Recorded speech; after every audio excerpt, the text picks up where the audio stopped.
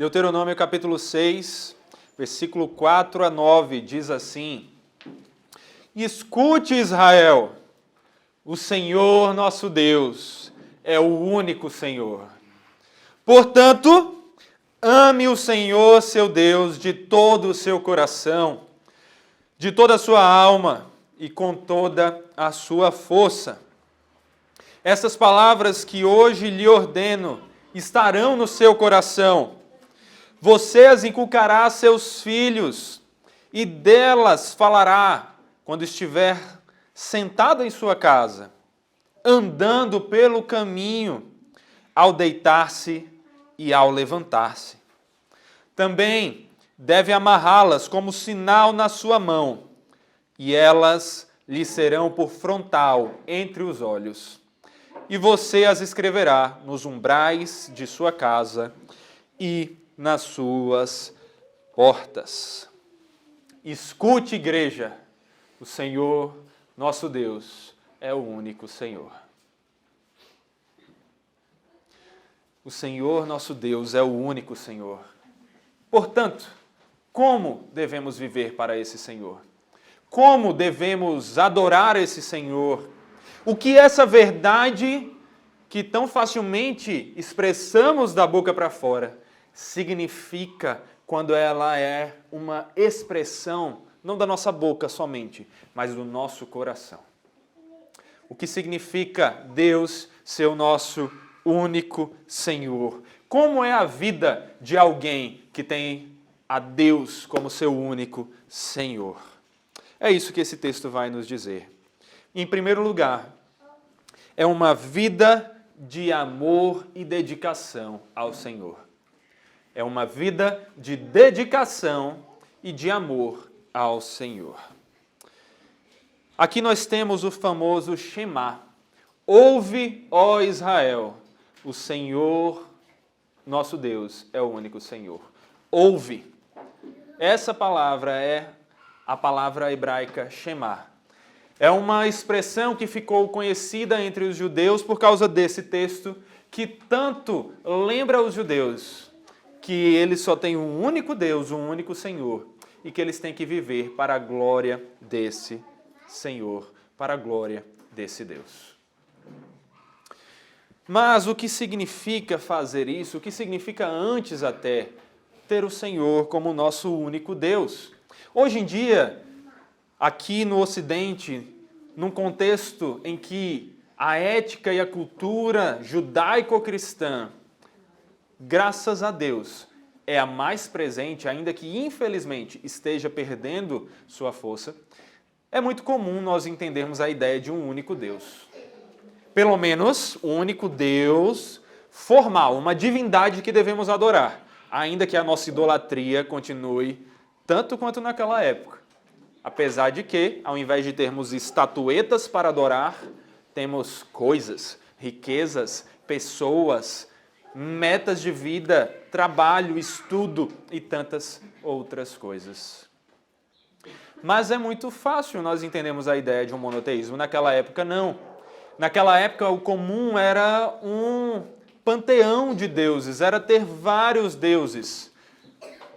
E aqui, Israel sai da curva dessas outras religiões, desses outros povos, e enfatiza: só há um único Deus, e esse é o nosso Senhor. A palavra Senhor aqui é a palavra Yahvé, é o nome pactual de Deus.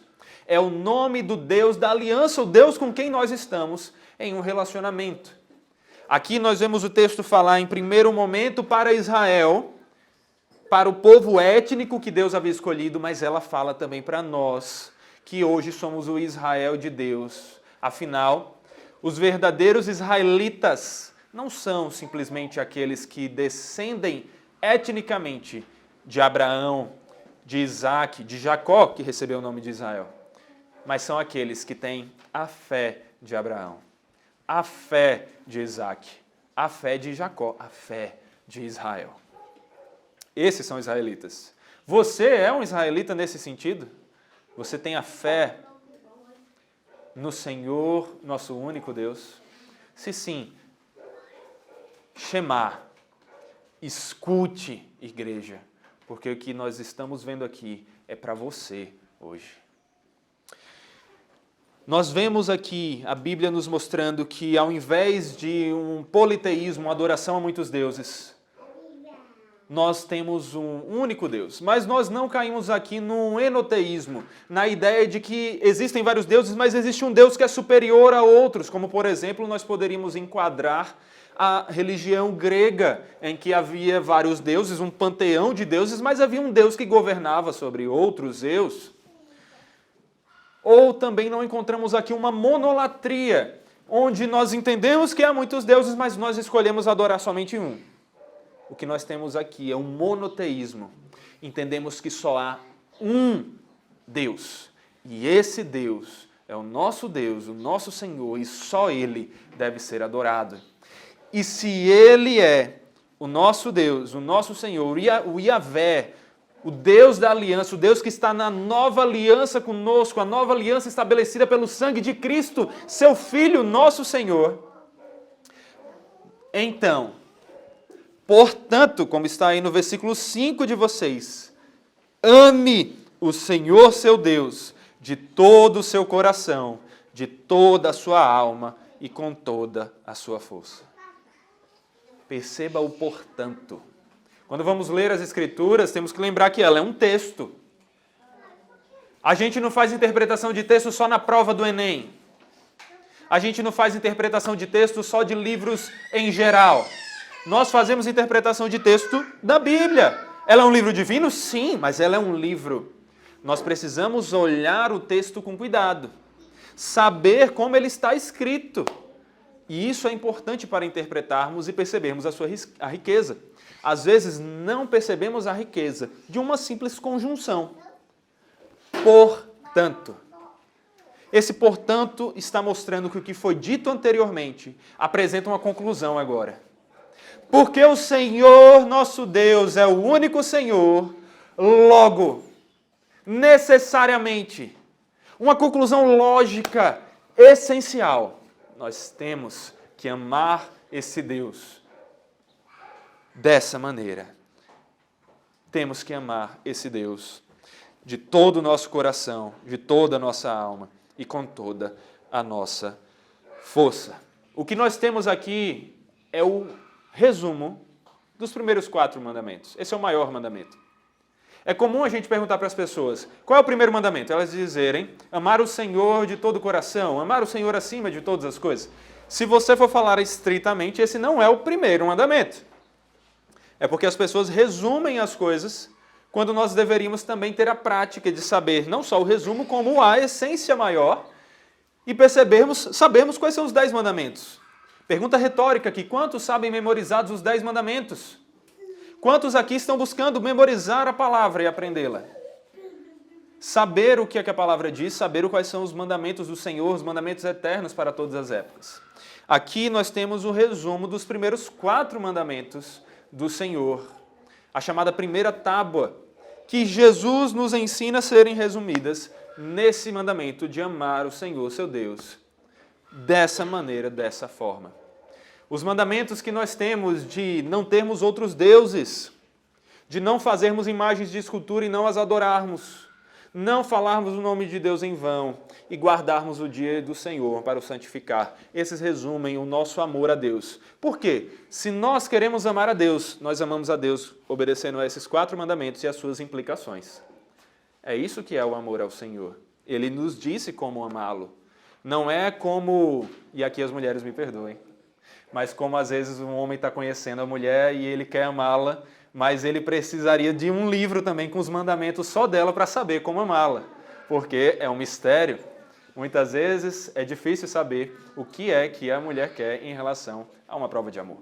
O Senhor aqui, ele já diz, ele já deixa para a gente. E fica a dica para mulheres. Mulheres, escrevam um livro de vocês aí de mandamentos, passem para os seus maridos, deixem guardados para os seus pretendentes, para que eles também saibam o que é amar vocês. Mas claro, baseiem-se também nas Escrituras, porque amor verdadeiro é só de acordo com ela.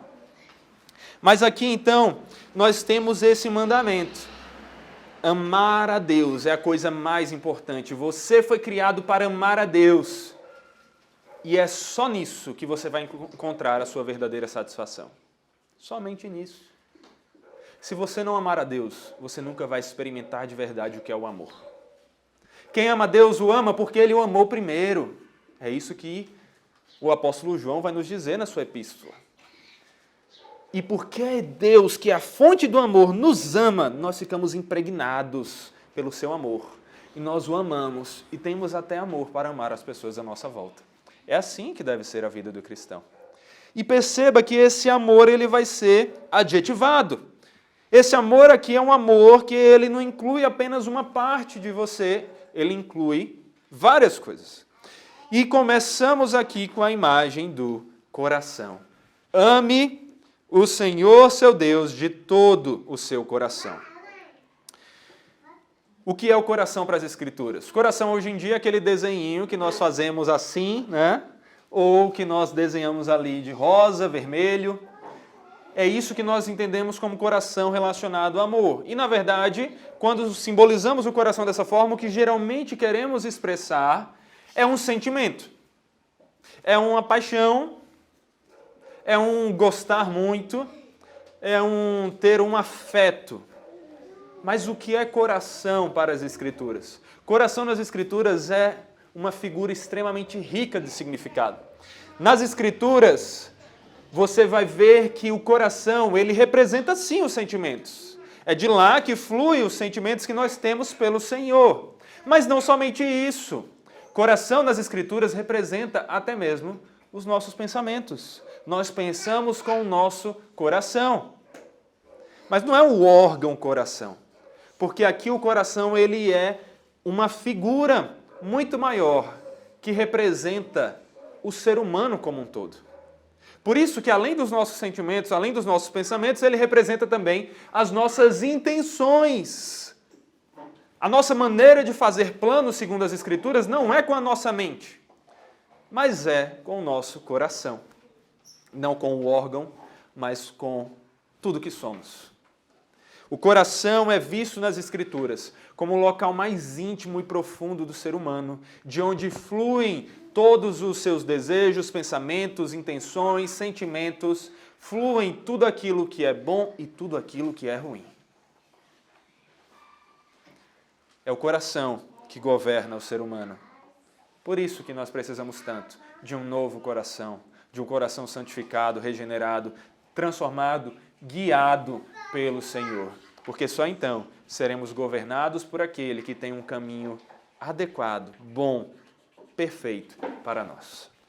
Então, quando vocês olharem para ame o Senhor seu Deus de todo o coração, não pense, ame o Senhor seu Deus de todos os seus sentimentos. Pense e ame o Senhor seu Deus com o mais íntimo e profundo do seu ser.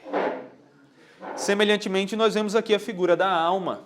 A alma também não é simplesmente uma coisa imaterial aqui. Algo que representa um espírito. Alma aqui é um outro símbolo para o que era o ser humano, aquilo que dá vida. Muitas vezes a alma é como se fosse uma representação da consciência do homem. Aquilo que o homem pensa, faz e sente também está relacionado à sua alma. Afinal, nós somos formados de duas partes. Nós somos formados de um corpo, de matéria, e de uma parte imaterial, que às vezes nas Escrituras é chamada de alma, às vezes é chamada de espírito. Esses dois termos usados de forma intercambiável, como se significando a mesma coisa. E aqui a alma, então, ela semelhantemente ao coração, vai representar você, vai representar quem você é. Porque se seu corpo cair duro aqui agora, e a sua alma partir para estar com Deus, o seu corpo não é você. Ele precisa da sua alma, a alma é essência. O corpo, é claro, não é desprovido de valor, tanto que nós vemos aqui que nós temos que amar ao Senhor nosso Deus com toda a nossa força. A força que nós vemos aqui, ela é representada nas Escrituras pelos nossos braços, pelas nossas mãos. Ela é uma representação do nosso corpo. Nós temos que amar a Deus com aquilo que fazemos. A nossa força é uma representação daquilo que fazemos, da forma que agimos. É uma representação do nosso trabalho. do nosso serviço, do cuidar. Então, o que nós vemos aqui, na verdade, quando juntamos todos esses símbolos, é as Escrituras nos dizendo que nós temos que amar a Deus com absolutamente tudo o que somos. É assim que temos que amar a Deus. Não só com o nosso espírito, não só em tarefas espirituais, mas também com a maneira que sentimos. Você tem que sentir de uma forma que agrade a Deus. Seus sentimentos têm que ser uma expressão de coisas que agradem a Deus. Sua força, suas ações, seu trabalho, seus serviços tem que ser algo que agrade ao Senhor e que seja uma manifestação do seu amor. As suas ações não deveriam ser feitas de qualquer jeito, no automático. Você deveria usar a sua força, que é aquela que vem do Senhor, para o Senhor. Porque é justamente assim que você vai glorificar o Senhor com o seu trabalho, com aquilo que você faz, com a maneira que você age. Mas não é somente isso. Interessantemente, quando o Senhor Jesus cita esse mandamento, cita esse texto, lá em Marcos, no capítulo 12, ele vai acrescentar uma característica. Ele vai falar de amarmos a Deus com todo o nosso entendimento. Aquilo que nós tantas vezes repetimos aqui na oração de intercessão. Temos que amar a Deus com todo o nosso entendimento. É claro que isso é apenas para deixar mais nítido, é apenas para ser mais didático, enfático no que está querendo dizer. Porque lembra do que eu falei? O coração ele já representa o nosso pensar. O que Deus está nos dizendo repetidamente nas Escrituras é que tudo aquilo que nós somos, temos e fazemos deve ser para a glória dele, deve ser uma manifestação de amor a ele.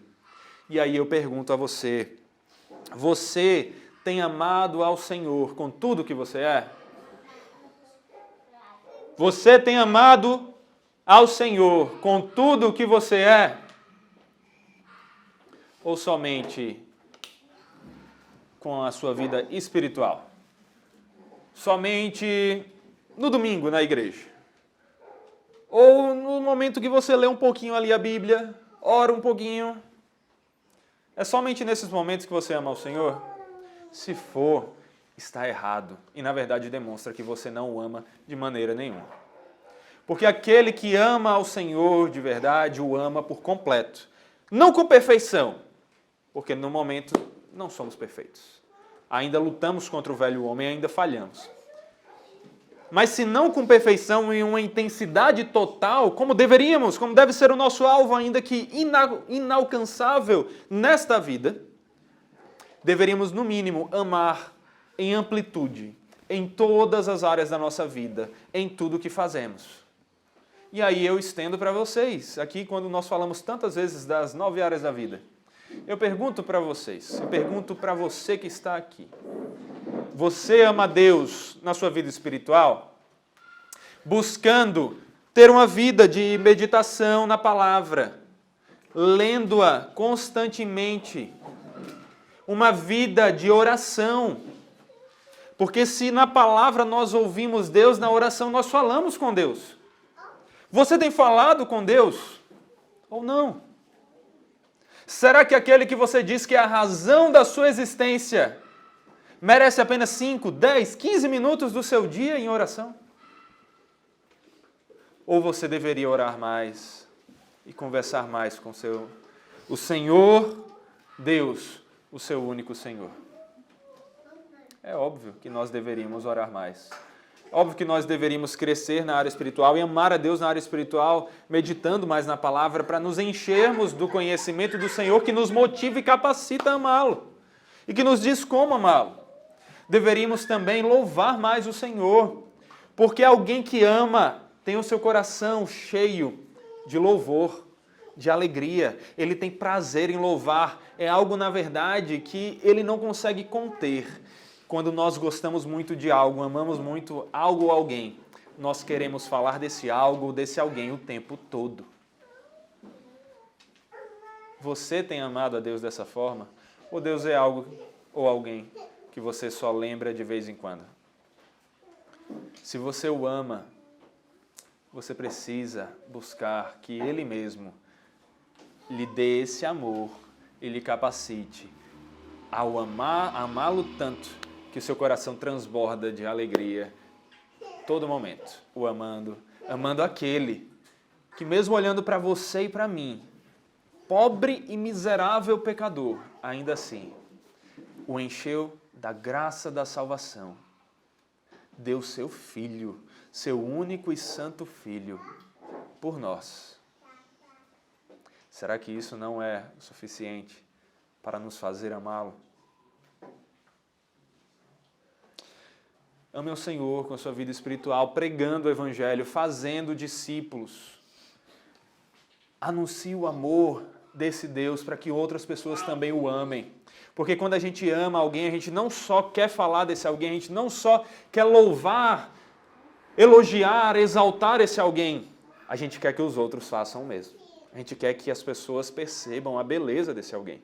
Quando um jovem se apaixona por uma moça, ele não está satisfeito em simplesmente achá-la bonita. Ele quer que todos à sua volta a achem bonita também. Ele quer mostrar, tá vendo como aquela minha amada é linda, é bela, é louvável. Como então, quando falamos do nosso Deus, não somos zelosos e constantes em falar dos outros, da beleza desse Deus, para que os outros também a reconheçam, se deleitem nela e o louvem. Por isso, ame ao Senhor com sua vida espiritual, meditando na palavra, orando ao Senhor, louvando ao nome dEle com suas palavras e com suas ações, buscando fazer tudo para a glória dEle. Também anunciando esse Evangelho aos que conhecem a Deus, para que eles cresçam como discípulos. Porque a vida cristã não é baseada em não convertido, se converteu, resolveu. Não, tem que crescer como discípulo. Não adianta você só se converter. Você precisa continuar crescendo para a glória de Deus. E também, vivendo em comunhão com o próximo. Amando o próximo, anunciando o Evangelho para que o outro se juntem a você em tudo isso. Isso é na área espiritual. Nós vemos na área emocional, buscando ter emoções santas, mortificando a nossa carne com tudo aquilo que desagrada a Deus, os nossos desejos pecaminosos, descontrolados, dizendo não à luxúria, ao ódio, ao ciúme, ao orgulho, à soberba, a tantos e tantos desejos, emoções, manifestações de sentimentos que são pecaminosos e nos enchendo do Santo Espírito de Deus e do seu fruto, que é esse amor puro, perfeito, essa alegria. Você quer ser alegre, você só vai ser alegre em Deus. A paz, você quer ter paz? Você só vai ter paz em Deus. Nada mais vai lhe dar paz. Você quer ter paciência? É somente o Senhor que nos enche da paciência, ela é um aspecto do fruto do Espírito. Então, se você é impaciente, o que você precisa fazer é se encher mais e mais de Deus e do seu Espírito, para que então as características desse Espírito marquem a sua vida, dominem a sua vida, impregnem a sua alma. Não só isso, a fidelidade acima de tudo a Deus, no relacionamento com Ele, a sua palavra, a sua vontade, mas também com o próximo. Ou você é rápido em dar as costas para alguém na primeira ofensa que essa pessoa lhe dá? Também, meus irmãos, bondade, benignidade, que são manifestações desse amor, as boas obras, o serviço, a humildade de nós reconhecermos como Deus é grande e como Ele é o único que é grande e como nós somos pequenos. Precisamos desse Deus e Ele é bondoso, gracioso, Ele vem a nós. E como um pai com seu filho pequeno, ele segura na mão e ele diz, venha. E até mesmo o domínio próprio, que faz com que você não seja um animal irracional, dominado por desejos, que diz, mas eu queria, como uma criança de 2 anos. E ao invés disso você diz, eu podia até querer, mas o que eu vou fazer é o que Deus quer. É assim que amamos a Deus na área emocional. Na área intelectual, buscando aprender mais sobre Deus. Nós já vimos muito sobre isso em nossa oração. Tudo aqui que eu estou falando, eu quero trazer pontos mais resumidos, porque nós já conversamos muito sobre isso, mas vale mesmo assim a pena lembrar como nós amamos a Deus com o nosso intelecto, pensando para a glória de Deus, tirando da nossa mente aquilo que é mentira e enchendo daquilo que é verdade, porque toda verdade é verdade de Deus. Deus é a fonte da verdade. E é dessa verdade que nós temos que aprender para glorificá-lo. E aí eu pergunto para você, o quanto você tem crescido no conhecimento para amar a Deus com seu intelecto? Mas disso ainda falaremos mais aqui. Então agora eu passo para a área física. A gente não está falando aqui de você se tornar um marombeiro, uma mulher fitness, algo do tipo. Se conseguir e quiser, bom, tudo bem. Mas o ponto é saúde, disposição para servir. Meus irmãos, se a gente não cuida desse corpo, não importa com boas intenções e que espírito maravilhoso nós tenhamos, vai ser difícil se levantar da cama para servir. Eu tenho 29 anos hoje. Desde os 19 eu tenho 2 hérnias na coluna, no final da coluna. Se eu não cuido disso, daqui a pouco eu não vou ter condições nem mesmo de ficar em pé aqui para pregar a palavra. E aí, qual a importância do corpo? Que tal essa? Que tal eu amar a Deus e glorificar a Deus, tendo saúde para correr com os meus filhos, ou com os meus netos? Ou para ajudar as pessoas na igreja a carregar as coisas? Ou para ajudar alguém em alguma prestação de socorro? Tantas e tantas maneiras que cuidar da nossa saúde não é uma vaidade, uma manifestação de algo egoísta, mas é, na verdade, uma maneira de cuidarmos daquilo que Deus nos deu e nos fez para servirmos melhor a Ele e ao próximo. E como nós fazemos isso? Gente, isso está mais explicado hoje do que nunca. Se exercite, se alimente bem, durma bem. Eu não sou personal aqui, eu não vou ficar dando aula dessas coisas para você, tem muitas instruções na internet, mas é o básico. Eu não estou dizendo para você se tornar um atleta, eu estou dizendo cuide da sua saúde, para que você permaneça com disposição para servir. Então busque alimentação mais saudável. Quer comer uma comida diferente, que não é tão saudável? Coma, não precisa viver na idolatria da vida fitness. Você pode ter momentos na semana que você come algo diferente, mas busque, em geral, ter uma alimentação mais saudável. Isso vai lhe dar mais saúde. Busque se exercitar. Não necessariamente precisa de uma matrícula na academia, mas algum exercício. E crescer nesse exercício, fazer alguma coisa de verdade. E dormir bem. Nós vivemos na época em que as pessoas são viciadas em trabalho e elas esquecem do restante das áreas, não buscam ter tempo para se exercitar, se alimentar, para servir o outro. Não podemos ser dominados por isso e temos que dormir bem também. Porque às vezes o trabalho nos faz viver naquela coisa, eu tenho que trabalhar o dia todo e dormir 4 horas por dia, isso não faz bem. Então, ame a Deus também com sua área física. Ame a Deus na área social. Tenha bons relacionamentos. Você conhece as pessoas que estão aqui? Você sabe quais são os nomes das pessoas que estão aqui? É um primeiro exercício muito prático e simples.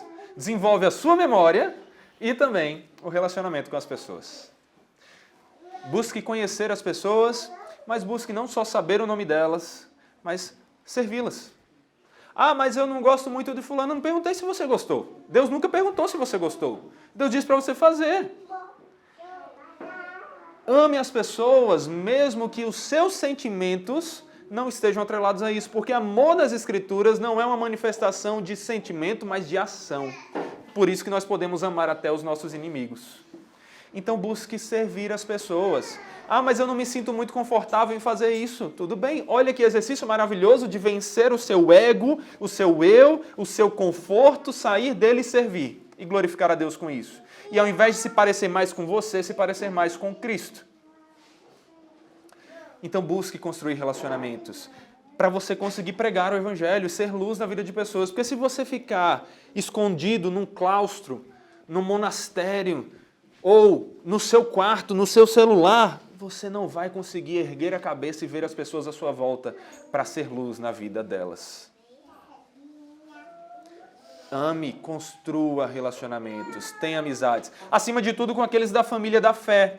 Está aqui uma ótima escola para você aprender a amar pecadores. Porque você vai encontrar pecadores lá fora da mesma forma que você encontra aqui. Então comece na escola.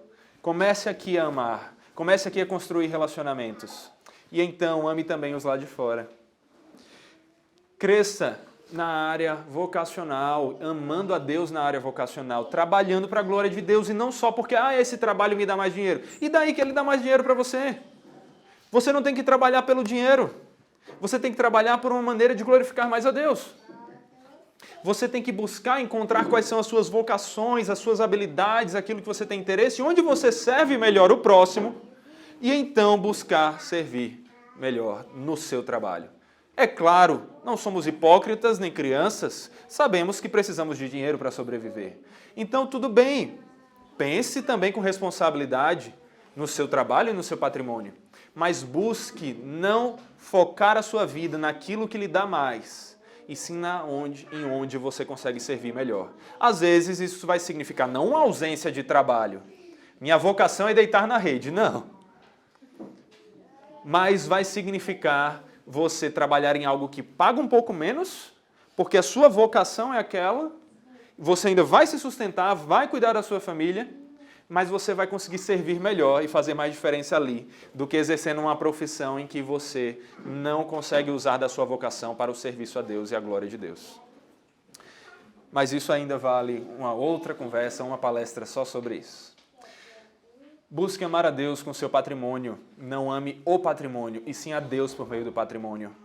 Tem uma música que diz mais ou menos assim: dá-me aquilo que de imediato eu possa abandonar. Forte, né, essa letra? E aí, será que o que você tem, se Jesus chegasse hoje para você e você dissesse: bom mestre, eu te amo, e eu busco obedecer seus mandamentos, eu vou à igreja, eu oro, eu leio a Bíblia.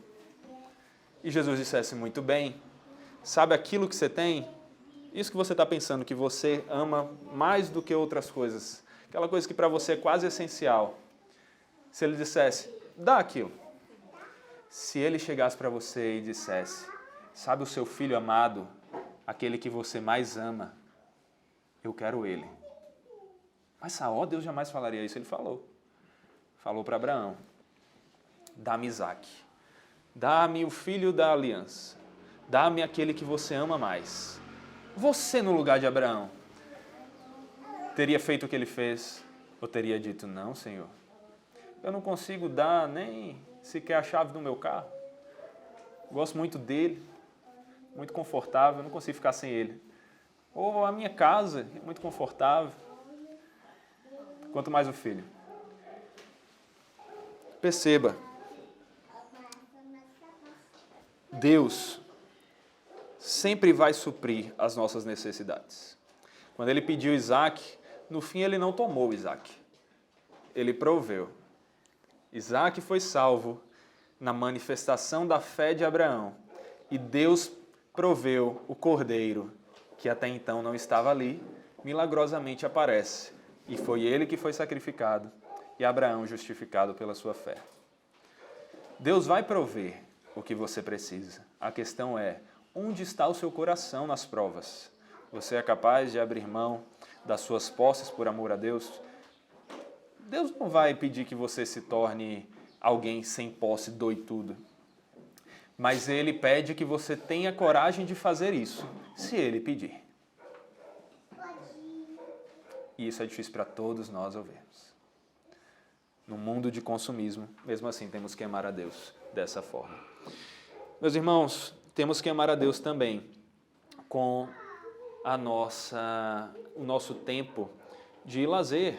Lazer não é algo que fazemos de férias de Deus. Eu repito essa frase direto, porque quando você está de férias, o que é que você faz? Você esquece de Deus? É muito natural e algo que nós tendemos a fazer. A gente vai fazer tudo menos devocional, menos igreja, menos as coisas, a gente parece que esquece, mas não pode. Na verdade, o lazer é algo que a gente deveria usar mais tempo. Eu tenho mais tempo. Vou ficar mais longe de Deus? Não, eu vou ter mais tempo com Deus. Porque se nós amássemos a Deus mais, quanto mais tempo tivéssemos disponível, mais gostaríamos de passar com Ele. Então ame a Deus no seu lazer e ame a Deus na sua vida organizacional, na maneira que você administra o seu tempo. Não desperdice o recurso mais precioso que Deus lhe deu, viciado em redes sociais. Saul, eu não faço isso não, no máximo eu vejo 5 minutos. 12 vezes ao dia. Não sou viciado em séries não. A gente só assiste no sábado, o dia inteiro. Não busque, não deixe que os lazeres o dominem, mas que eles sejam feitos com Deus e para Deus e que você tenha tempo de lazer também. Em meditação na palavra, em louvor, em oração. E isso é o que todos nós precisamos buscar lutar para amar.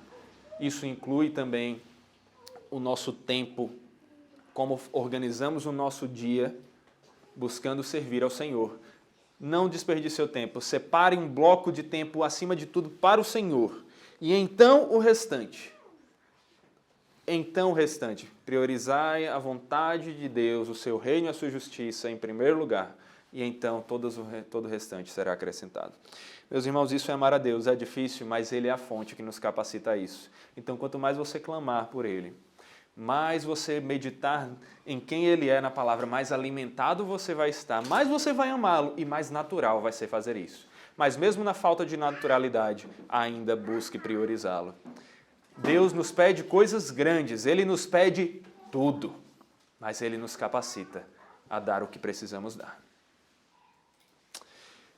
Por fim, nós vemos que uma vida de alguém que tenha o Senhor Deus como o único Senhor, ela não somente é uma vida que busca conhecer a Deus, que busca amar a Deus, se dedicar a Deus, como também é uma vida que busca conhecer a Deus e ensinar aos outros sobre Ele. Versículo 6 de Deuteronômio diz assim: estas palavras que hoje lhe ordeno estarão no seu coração. O que é coração? Não é só sentimentos, lembra? Onde é que estão sendo guardadas as palavras? Não foi na memória, como nós costumamos falar, mas o coração. Aqui eu não estou querendo dizer que realmente existe um órgão chamado coração que guarda os nossos pensamentos. Obviamente, nós vemos isso como o cérebro. Mas o que vemos aqui mais ou menos é: as palavras de Deus têm que estar conosco. Elas não podem nos abandonar. Os ensinamentos, os mandamentos do Senhor têm que ser algo que estão intimamente guardados em nós. Que nós, perceba, guarde em seu coração. Se eu tirar seu coração, o que acontece com você? Você vive? Se as palavras de Deus estiverem no seu coração, a única maneira de você esquecer Deus é se arrancar em seu coração. Mas perceba que nem mesmo isso, porque o coração não é só o órgão, lembra? O coração ele está ligado à intimidade, ao íntimo, ao mais central do que é você. E Deus guarda você. Se você guarda as palavras de Deus no seu coração, em você, elas sempre estarão com você. E você sempre lembrará do seu amado e será amado por Ele. Você o amará. Guardei as tuas palavras no meu coração para não pecar contra ti. Um ótimo versículo para ensinar, para você mesmo memorizar e para seus filhos também memorizarem. Meus irmãos, aquele que ama Deus busca conhecê-lo, busca aprender mais sobre Ele. Como nós fazemos isso? Pregação é um caminho, nós ouvimos pregação com atenção, não só como quem está assistindo a algo, vendo ali a tinta secar, esperando bater o tempo para ir embora. Não, é alguém que assiste com intencionalidade. Deixa eu tentar aprender isso. Ele falou isso. Guardei. Você está tentando aprender, porque você quer a palavra no seu coração. Você não quer a palavra na gravação, é no coração. Você quer que ela esteja com você. E não só quando, peraí, deixa eu assistir o vídeo de novo para saber o que é que eu tenho que fazer. Não, você guardou, você buscou aprender. Então busque aprender para que a palavra esteja com você. Mas não só a pregação. A Bíblia é a palavra de Deus. Não adianta você, ainda que esse seja o momento mais importante da semana, ele não é o único momento de adoração ao Senhor e o momento de aprendermos do Senhor. Você precisa ter tempo diário para isso. Se Deus é o teu Senhor, como é que Ele não tem tempo na tua vida todos os dias? Tem que ter. Essa é a vida de alguém que ama a Deus. Daquele que tem Deus como Senhor. Ele busca ter a palavra no coração e para isso ele busca aprender mais dela. Ele lê a Bíblia, ele faz devocional, ele faz o culto doméstico, ele busca ir para a igreja, ele presta atenção no sermão, ele estuda livros de teologia, ele busca ver palestras, ele faz cursos se necessário. É assim que você busca aprender.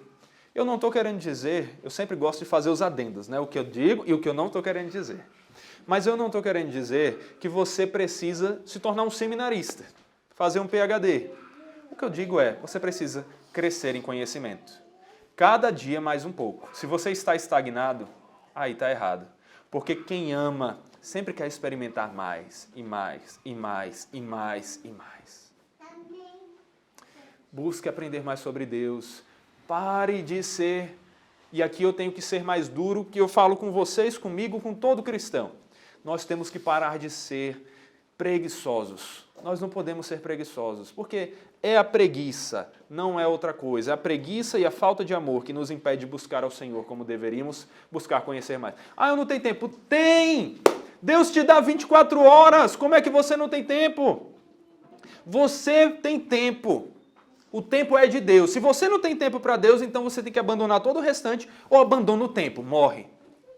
Porque o teu tempo é para Deus. Você tem que viver para Deus, tem que separar tempo para Deus. Então você tem que ter tempo para conhecer mais a Deus. Na palavra, em livros de teologia, em tudo que é caminho. Busque ter tempo de leitura, leia, aprenda. Como é que, por exemplo, os pais vão ensinar os filhos nos caminhos que devem andar se eles ainda não aprenderam direito? Só sabe que é norte, é norte. Agora, como é o norte, essa parte eu ainda não aprendi. Um dia eu estudo, mas os caminhos assim eu não sei muito detalhado. Eu sei que é norte, tá? Você tem que saber detalhadamente. Você tem que saber para que você dê os passos nos caminhos certos, sem pisar nas minas, sem pisar nos buracos, sem cair nos abismos, mas também para você guiar a sua família e guiar o próximo. E desfrutar cada vez mais de Deus nesse caminho. Então busque aprender mais. Você ainda não está lendo teologia, lendo livros de teologia, crie esse hábito. 15 minutinhos ao dia já é um bom começo. Mas comece, porque não existe outra coisa senão preguiça que nos impede disso. Você ainda não está fazendo o seu devocional? Comece. Esse é o momento mais importante do seu dia. Pode faltar tempo para trabalho, pode faltar tempo para comer, pode faltar tempo para dormir. Não pode faltar tempo para o seu devocional com Deus. Você ouvir Deus falar, você meditar nele. Sabe por quê? Porque apesar disso também ser uma obrigação, e guarde essa palavra, é uma obrigação do cristão, a Bíblia repetidamente nos manda meditar na palavra, orar ao Senhor, é também o nosso maior prazer. Se Deus é o nosso Senhor, esse é o nosso maior prazer. Então, se você quer ser alegre, é tendo tempo para isso que você vai ser. Priorize o seu devocional. Busque conhecer mais sobre Deus. Busque todos os caminhos. E perceba que nós não podemos esquecê-la. Esquecer a palavra de Deus. Nós temos que memorizá-la e levá-la conosco por onde nós formos. Olha aí o versículo 8 a 9. Diz assim: também deve amarrá-las como sinal na sua mão, e elas lhe serão por frontal entre os olhos. E você as escreverá nos umbrais de sua casa e nas suas portas. Isso aqui é algo bem distante para a gente, né? O que fazer isso? As nossas casas não têm. Não temos aqui, eu não tenho no umbral da minha porta, que seria basicamente isso aqui, essa lateral da porta. Eu não tenho um versículo bíblico, eu não tenho uma palavra ali. Mas como é que os judeus faziam isso? A gente não tem certeza se no início, se o que esse mandamento realmente queria dizer era algo literal ou figurado para aquele povo étnico em primeiro lugar. Mas os judeus entenderam como literal. E eles passaram então a usar os chamados filactérios e as mezuzás. O que é que são essas coisas? O Peter Craig, ele diz que o frontal ou filactério veio a ser usado como uma pequena caixa contendo um pergaminho em que vários versículos bíblicos eram inscritos. É uma caixinha quadradinha, pequenininha, que alguns judeus amarram realmente à testa. Então eles têm aqui uma caixinha na frente. E eles têm também no braço, amarrado aqui.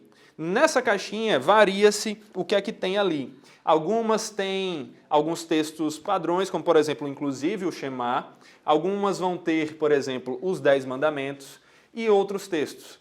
Mas o que eles entendiam é que isso era algo literal para guardar.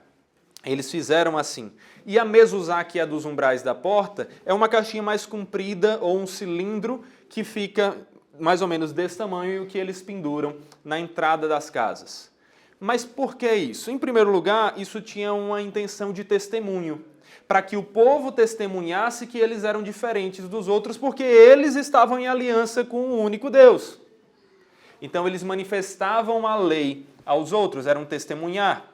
Mas, acima de tudo, isso era para que o próprio povo lembrasse uns aos outros do povo de que eles pertenciam àquele Deus e que eles deveriam guardar a vontade daquele Deus. Agora, você precisa comprar uma caixinha dessa, Saó, onde no Mercado Livre ou na Amazon eu acho isso para chegar em até um dia útil na minha casa. Porque eu estou em pecado, até hoje eu não tenho isso. Não, não é isso. O foco não é o objeto. Objetos não santificam a sua casa. O que é aqui que nós temos é um princípio que esse sim nós temos que guardar. O princípio de que a palavra de Deus, ela tem que ser tão importante para nós que nós fazemos de tudo o que é necessário para lembrarmos dela. Se a sua memória for tão ruim e você não tiver um celular capaz de guardar a palavra de Deus para você consultar, então tudo bem, compre as caixinhas e saia com ela. Saia com a Bíblia pendurada no peito. Mas tenha a palavra de Deus com você. Só que, acima de tudo, é claro, o foco não é você ter no celular.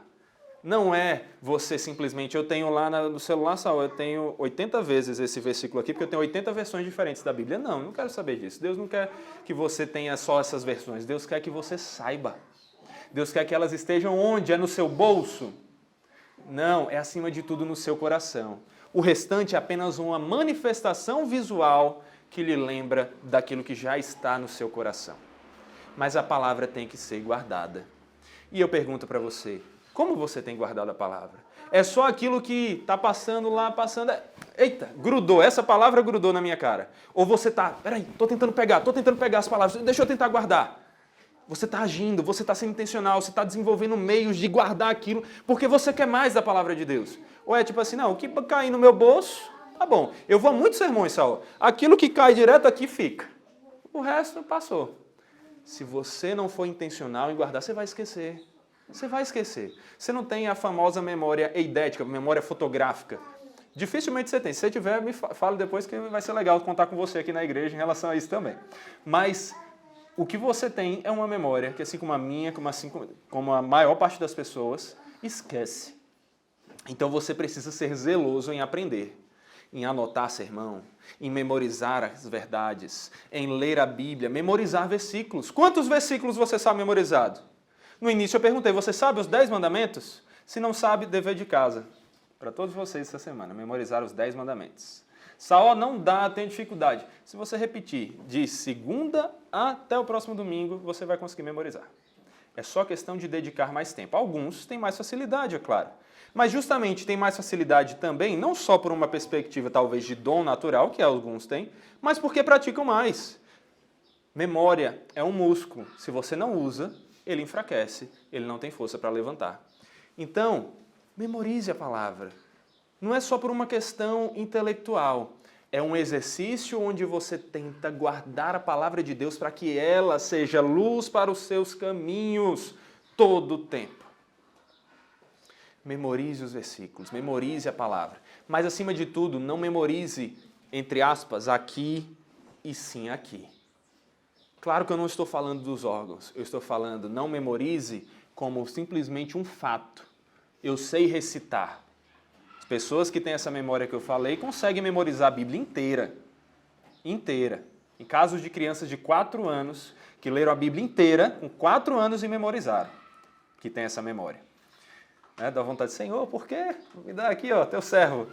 Mas o ponto é que todos nós podemos memorizar, mas acima de como fatos, nós temos que memorizar como uma essência que nos guia e nos transforma.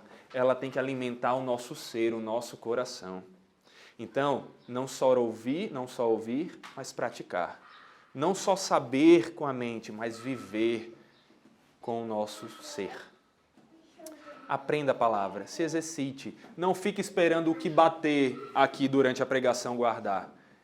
Seja sistemático e intencional em aprender durante o sermão, aprender lendo a Bíblia, aprender lendo livros, aprender em palestras. Porque você é um soldado de Cristo. Você está em meio à guerra. E se você não souber manusear a sua espada, a sua arma, você será derrotado. E você não vai conseguir ajudar as pessoas à sua volta, nem defender o seu rei. Por isso, se capacite para a guerra. Seja um bom soldado.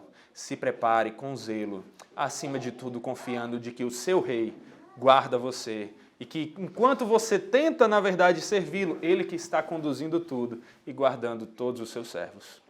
Então busque aprender, busque memorizar. Mas aí você pode pensar que isso para em você e não para. O que nós vemos aqui, como eu falei, não é só uma intenção de memorizar, mas de testemunhar. Por quê? Porque a vida de alguém que tem Deus como único Deus, como único Senhor, não é somente aquela que é marcada pelo amar a Deus e se dedicar a Ele, pelo conhecer a Deus, mas também pelo ensinar aos outros sobre Deus. E o texto vai nos mostrar isso de forma mais clara quando ele começa a falar sobre o nosso dever de ensinarmos os nossos filhos. Versículo 7.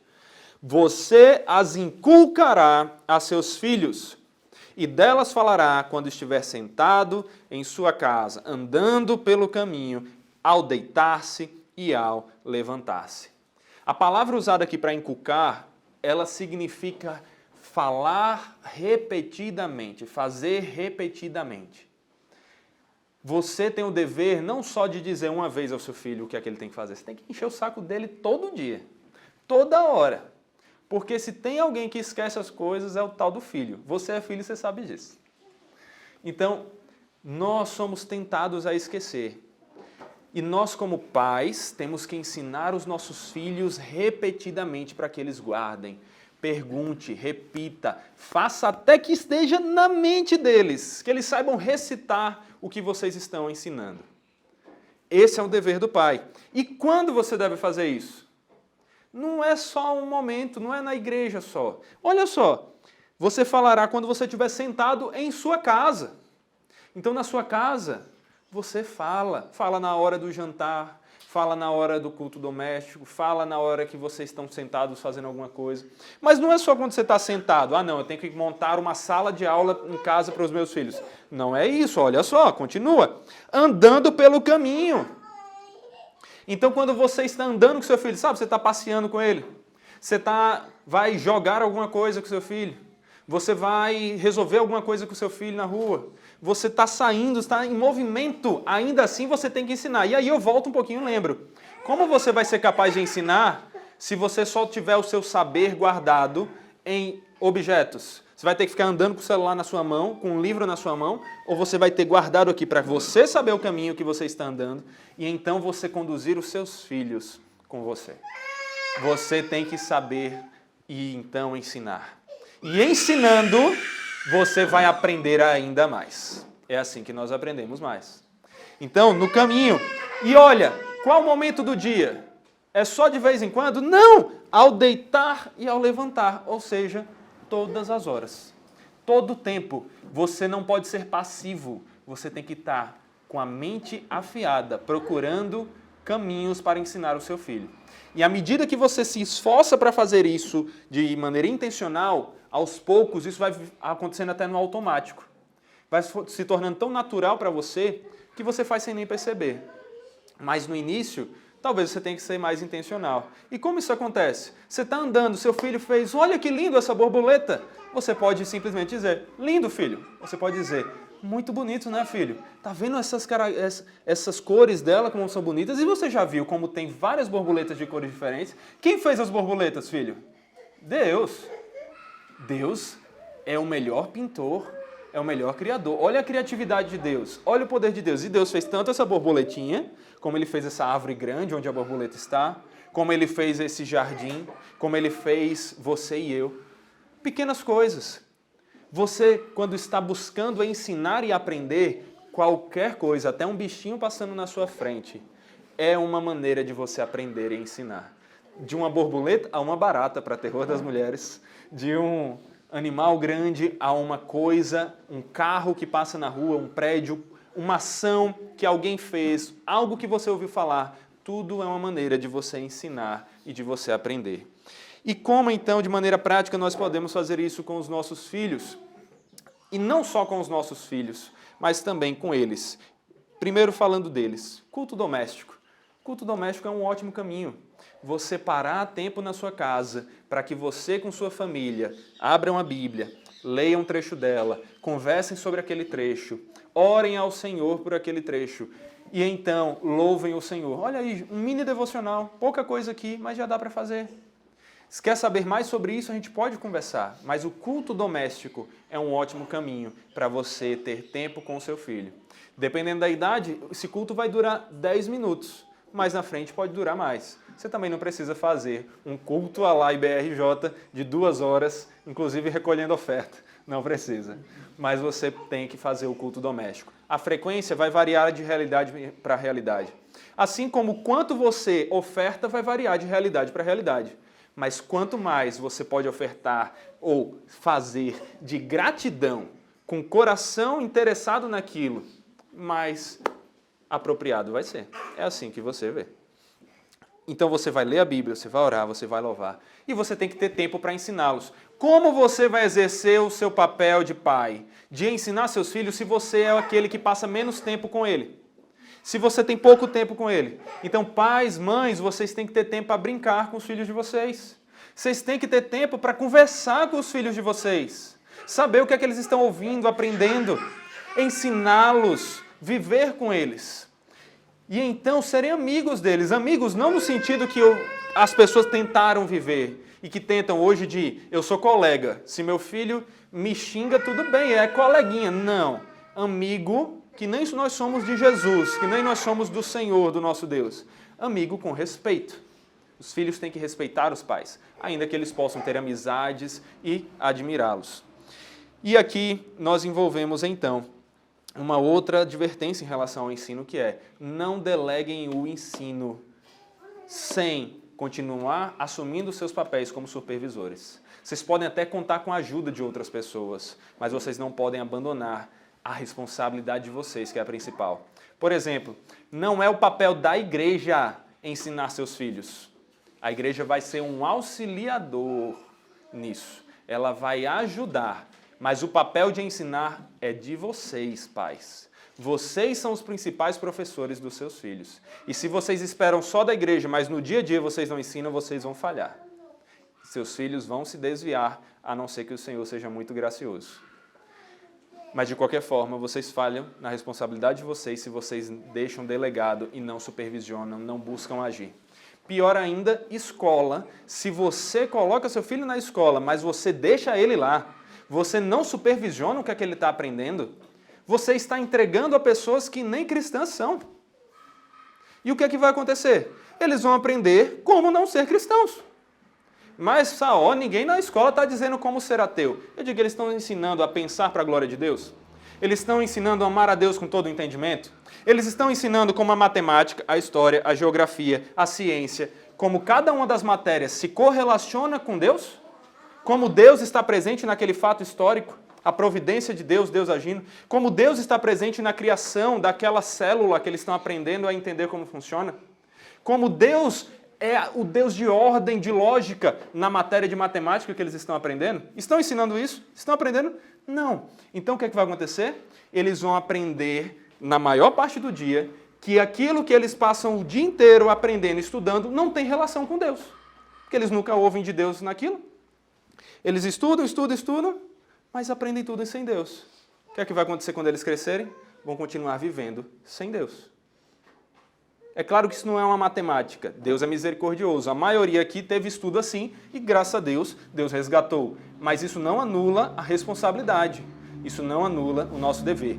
Aqui eu não estou defendendo a ausência de colocar em escola. Eu estou defendendo o cuidado.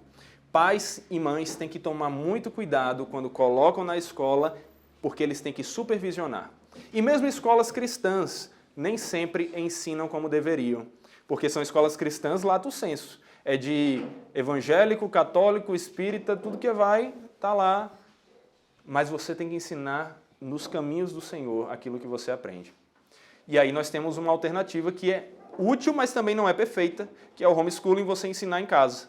Aqui minha intenção não é defender ele, apenas lembrar dessa possibilidade. Você pode ensinar seu filho em casa e aprender junto com ele e ensiná-lo correlacionando as coisas. Agora, cada família vai analisar a sua realidade. O que os pais nunca podem fazer, e esse é o princípio do ensino que eu estou trazendo aqui, não é leve para homeschooling, leve para a escola, é em qualquer coisa que você ensinar, que que você esteja ciente do que seu filho aprende e seja o principal professor do seu filho. E mostre a ele como Deus está ligado a tudo isso.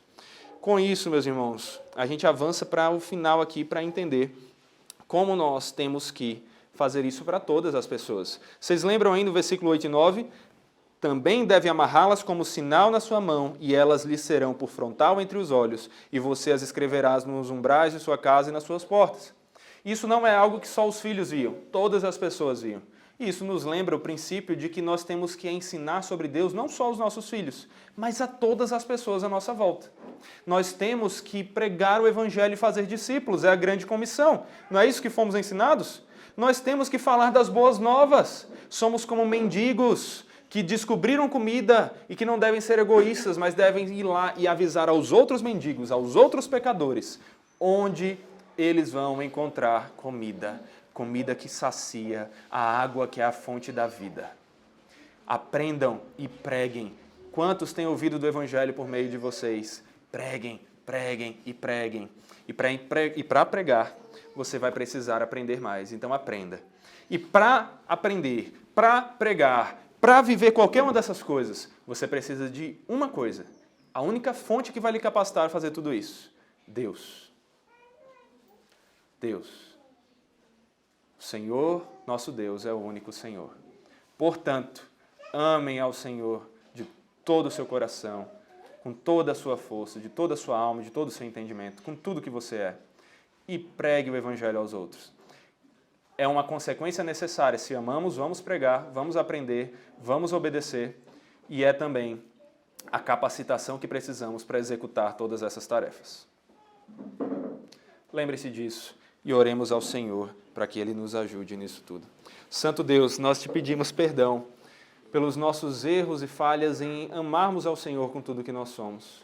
Te pedimos que nos dê esse amor, que o Senhor seja a fonte do amor que nos capacite a amar. E que então, capacitados pelo Senhor, nós estejamos guiados, capacitados, conduzidos para amarmos ao Senhor e amarmos ao próximo, buscando saber mais sobre quem Tu és. E então, aprendendo disso como alimento para o nosso coração e pregando esse Evangelho aos outros, para que eles também aprendam e louvem ao Teu nome, para que mais venham fazer parte dessa aliança conosco e tenham ao Senhor, nosso Deus, como o único Senhor. Para a Tua glória, para o louvor do Teu nome, por meio de Jesus Cristo, aquele que é o único que cumpriu perfeitamente esses mandamentos, aquele que é o único que sabe perfeitamente quem Tu és, e que nos ensina que nós imitemos seus passos, fazendo também isso. É em nome dele que nós pedimos e agradecemos. Amém. Amém.